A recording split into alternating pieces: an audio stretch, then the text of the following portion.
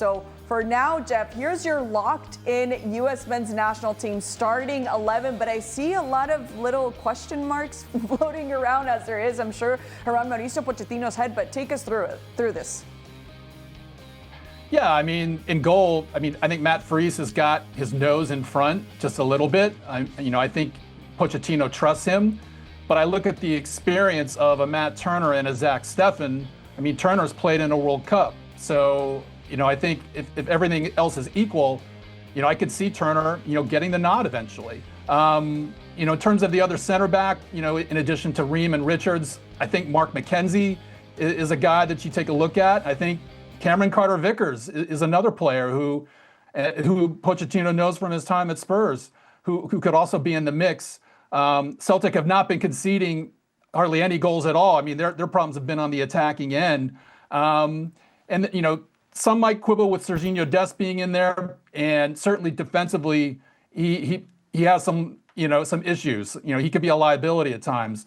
But I think what you gain in the attacking end is far more than maybe what you lose. And that's why I like this 3-4-3 system as well, because you've got two center midfielders in, say, a Tyler Adams and a Tanner Tessman who can cover for him, as he gets forward. I think the forward situation, I think Balogun is the most talented player that the U.S. has at that position. But I think, as Janusz said earlier, he's not getting a whole lot of playing time. He's in a real battle for playing time with Monaco. So, he's really going to have to step it up. Otherwise, he's leaving the door open for someone else to come in, like a Pepe, if he's healthy. On the right wing, I think that's a battle between Zendejas and Tim Weah. Tim Weah has done well with Marseille. He's kind of been, what they say is the Swiss Army knife. He can play anywhere. He's played almost anywhere. He's played as a wing back. He's played as a left midfielder. He's had some good performances for Marseille so far.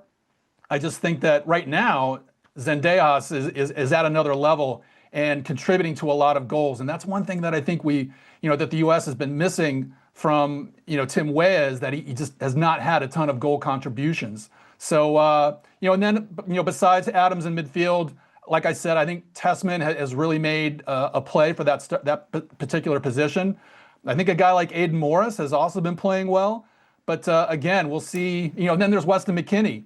We'll see if Pochettino, is willing to call him back in. You kind of get the sense that McKennie may be on the out in terms of what Pochettino thinks about him. So that's why this October window is just going to be so fascinating, because it's not only going to be fascinating for who's there, but also for who isn't.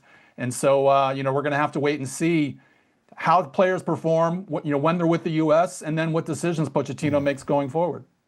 Jeff, I've seen Pochettino in his press conferences. He said this was going to be the time that you'll see the real call-ups, the real players. I noticed in this 11, you've got one Major League Soccer player, and it's Tim Ream, who's going to be partnering next to Chris Richards. I believe in one of these press conferences, he said that he wouldn't be calling in so many MLS players because of MLS playoffs. Correct? We'll have to wait and see. The needs of the team are one thing. Then, if you want to say that, use the playoffs as a reason for not calling somebody in, so be it.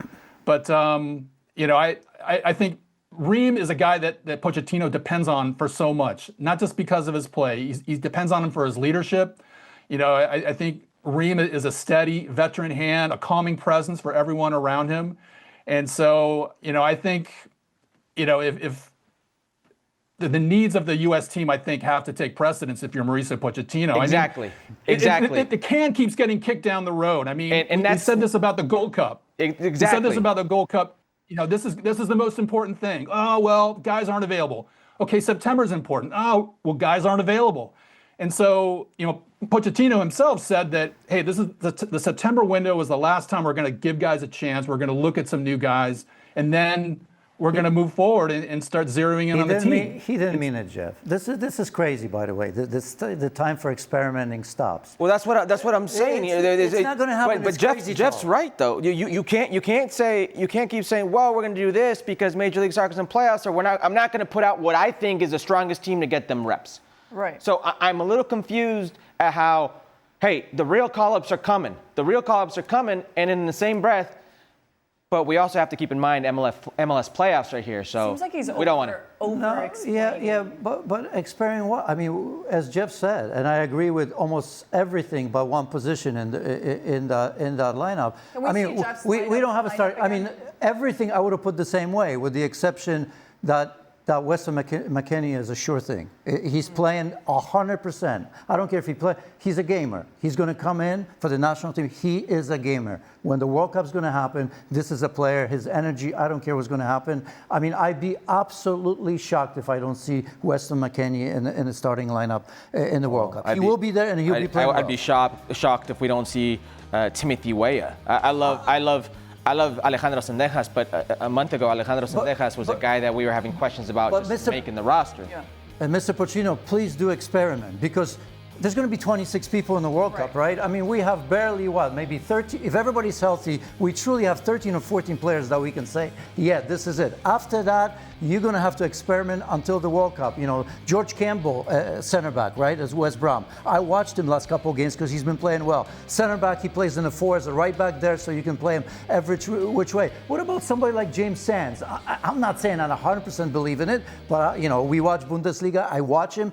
After injury, he comes in, he plays well. He's the natural one for a holding. Experiment. No, I'm saying that he should be. He says Pochettino, and I don't buy into it. I think that's craziness. What do you mean not experiment? We barely have, as Jeff pointed out, 6 sure players in the starting lineup. How can we not experiment? I don't think you have 6 sure players. I think this team, or maybe 5. Time, no, I think you have a core of players. Then you probably have a core 11 that every single person already knows, because we've seen this. So it's 11. So the rest we don't know about. Listen, and he's got to be looking at players. Jeff isn't a guy who comes in with this homework half done. He comes in with a complete workup, and this is what we were expecting from this locked-in 11, Jeff. But all due respect to Mauricio Pochettino, I think you know more about the U.S. men's national team right now than maybe he does, at least in the last few years. But what's crazy to me, and I don't know if this is statistically correct, I can't even say the word, but you only have then a little over 40% of your men down. I mean, if you have 6 locked players, yeah, it's crazy that you don't even have. You have a little more than half of your starting lineup. I mean, how alarming is that, Jeff, if Mauricio Pochettino is sitting down and maybe has a bunch of question marks like you do? Yeah, I mean, it's got to be uncomfortable. I mean, from the very beginning, that when Pochettino was hired, time was thought to be an issue. And I remember at his opening press conference, Pochettino said, no, we have time, we have time, we have time. But again, you know, we keep going through these windows, and these decisions, you know, have not yet been made. I mean, I think October will reveal a lot. I think we'll have a much better feel for which direction Pochettino is heading with some of these positional battles. But yeah, I think it's alarming to me that, you know, there's still so many question marks out there. But, you know, I think part of Pochettino's thinking is that he wanted competition for places. I think that's what he noticed in March at the Nations League, was that there wasn't a lot of tension within the group, a lot of positional battles going on. And so that's why I think he brought in a lot of these MLS guys with a Gold Cup and continued to do so in the September window. So, yeah, again, we'll have to wait and see, but I think we will know more. And I think some of those question marks will be filled in once the October window is over.